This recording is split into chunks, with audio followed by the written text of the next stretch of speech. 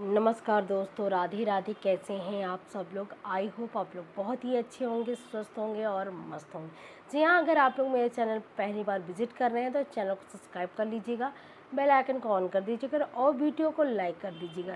जी हाँ, चलते हैं वीडियो को स्टार्ट करते हैं कि आज कौन सा टॉपिक है।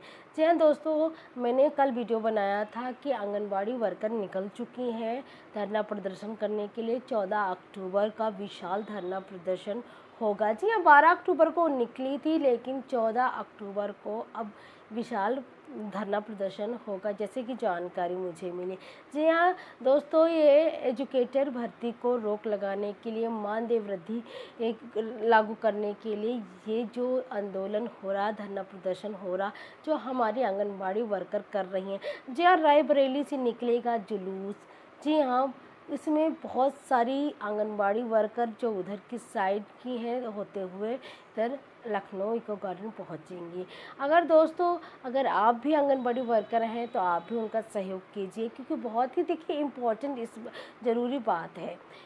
क्यों ज़रूरी बात है? अगर आप लोग सहयोग करके सब मिलजुल कर आंगनबाड़ी वर्कर धरना प्रदर्शन करेंगे तो सरकार जल्दी ही मांगे पूरी करेंगी।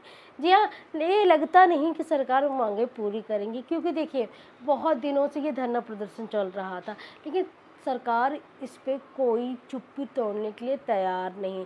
जी हाँ, अभी भी कई कई ज़िले के आंगनबाड़ी वर्कर धरना प्रदर्शन कर रहे हैं, लेकिन अब सुनने में आ रहा है कि जो लखनऊ में हो रहा धरना प्रदर्शन और रायबरेली की बहनों के द्वारा किया जा रहा है। जी हाँ, वहाँ के पदाधिकारी भी उनके होंगे, संगठन के अधिकारी भी होंगे, साथ में धरना प्रदर्शन करेंगे। उनकी मांगें हैं, उनकी ग्रेजुएटी लागू होनी चाहिए।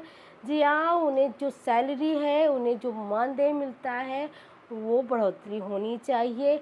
हर क्षेत्र में सैलरी बढ़ती है, आंगनबाड़ी वर्करों की सैलरी क्यों नहीं बढ़ती?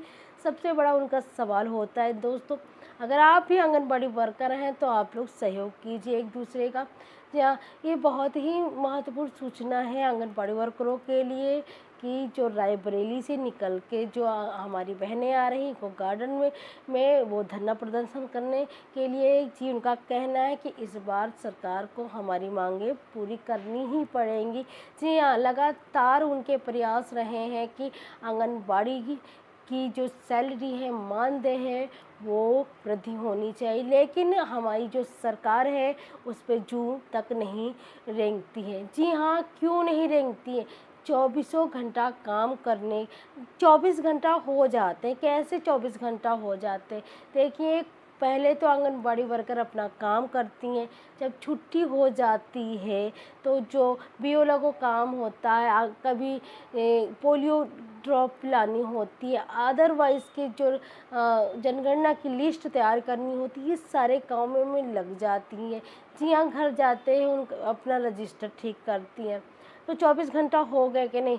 ठीक है, इसी तरह। लेकिन सरकार हमारी मानने को तैयार ही नहीं कि हमारी जो आंगनबाड़ी वर्कर हैं वो 24 घंटा काम करती हैं। दोस्तों देखिए, संसद में भी अधिकारियों ने भी इसमें बातचीत की, लेकिन जो हमारे सांसद भाई भी हैं, विधायक हैं, वो भी बात की, लेकिन सरकार इस पे साफ सवाल देती है कि उनको मानदेय मिल। सुनने में आ रहा था कि कैबिनेट मीटिंग होगी, उसमें जो दीपावली का जो उपहार मिलता है सभी को, उन आंगनबाड़ी बहनों को मिलेगा। जी हाँ, लेकिन कोई आशा नहीं नज़र आती है कि आंगनबाड़ी वर्करों को दीपावली का उपहार मिलेगा, सैलरी बढ़ोतरी होगी, अभी तक तो नहीं लगा। जी हाँ दोस्तों, आंगनबाड़ी वर्करों की मांग है कि कम से कम 21,000 रुपया सैलरी होनी चाहिए, मानदेय होना चाहिए। वो अकेले उत्तर प्रदेश में 1,000 से ज्यादा शिक्षा मित्र आत्महत्या कर चुके सभापति महोदय। कोई सरकार के कान पे जूं नहीं लग रही है। किसान आत्महत्या कर रहे हैं, इन्हें कोई मतलब नहीं। अनुदेशकों को तनख्वाह नहीं मिल रही है समय से, कोई मतलब नहीं। आंगनबाड़ी महिलाएं परेशान, इनको कोई मतलब नहीं। सभापति महोदय, आपकी आशा बहुएं, आपकी ये रसोईया महिलाएं, आपकी आंगनबाड़ी, पंचायत सहायक, रोजगार सेवक, मैं समझता हूं सभापति महोदय यहां बैठे हर सदस्य के पास इनके क्षेत्रों का ये डेलीगेशन जरूर मिलता होगा और मांग करता होगा कि कम से कम हमारा मानदेय बढ़ाया जाए, हमें स्थायी किया जाए।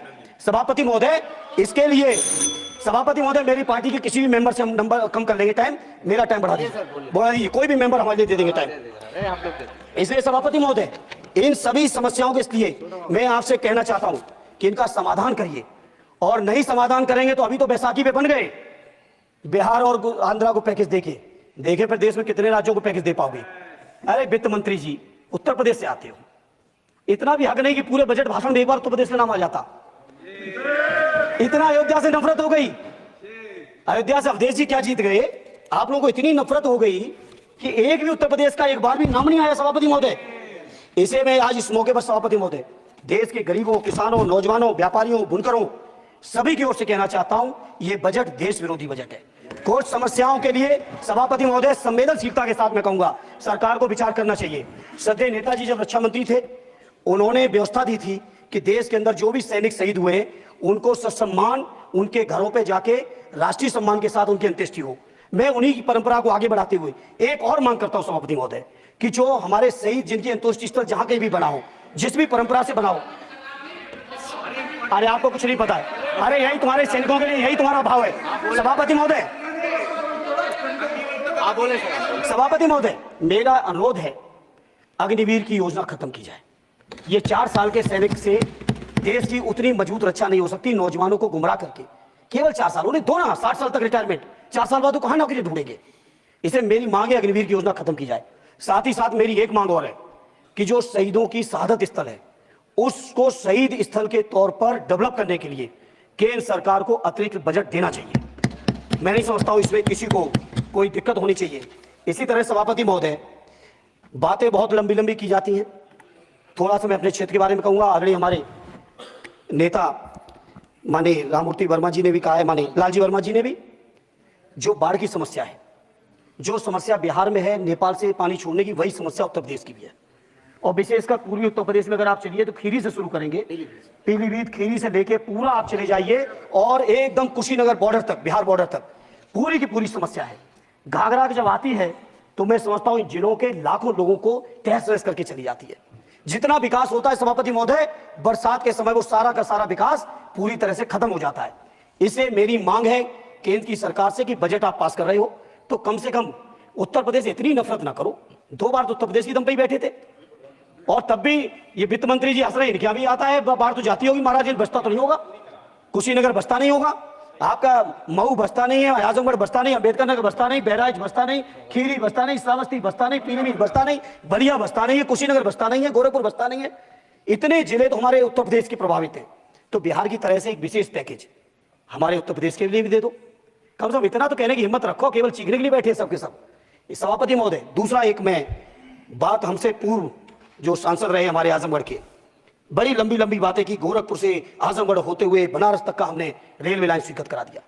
सभापति महोदय, मैंने जब पता किया अधिकारियों से तो सच्चाई ये है कि अभी उस पर एक भी पैसे का बजट का आवंटन नहीं है, नहीं है बजट का आवंटन। हाँ, आज आप ही ने तो पेश किया बजट, आप ही तो साइन किए हो, निर्मला जी ने तो किया नहीं होगा, आप ही ने किया होगा। तो सभापति महोदय, उस पर बजट भी आए, उस पर बजट भी आना चाहिए। दूसरा सभापति महोदय, ये जो समस्या है बाढ़ वाली, मैं समझता हूं कोई अकेले मेरी नहीं है, मेरे अकेले क्षेत्र की नहीं है। जो भी संवेदनशील व्यक्ति होगा इस पर जरूर गंभीरता से सोचेगा, उसको सोचे। इसी के साथ मैं अपनी पार्टी की ओर से इस जन विरोधी बजट का पुरजोर विरोध करता हूं। बहुत बहुत धन्यवाद। श्री सुखदेव भगत जी।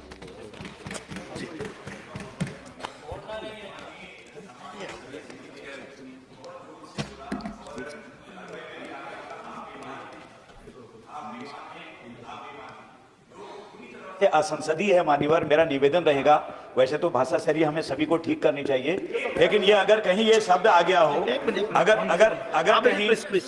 अगर कहीं ये शब्द कार्रवाई में आ गया हो तो मान्यवर निवेदन है उसे हटा दिया जाना चाहिए। देख लेंगे।